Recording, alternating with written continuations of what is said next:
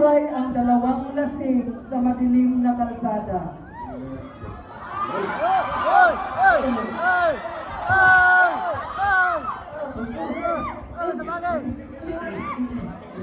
Tahimik at halos malakas at kaib ng hangin ang iyong maririnig.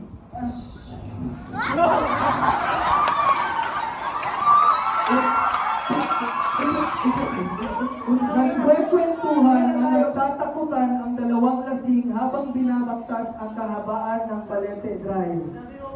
Sabi nila pare, may isang babaeng magpinsan.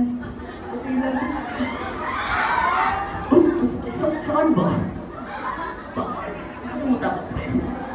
Sa di kalayuan, nakakita sila ng isang puti. Ano?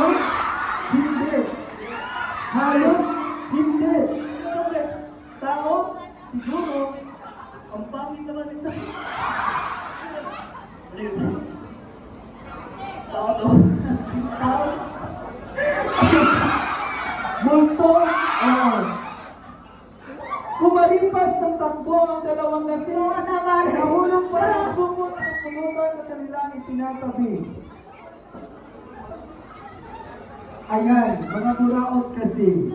Nang mawala ang dalawang lasing, napagkamot na lang ang Pepeng Mambabalot. Di kasi siya nakasigaw ng balot dahil Pepe siya.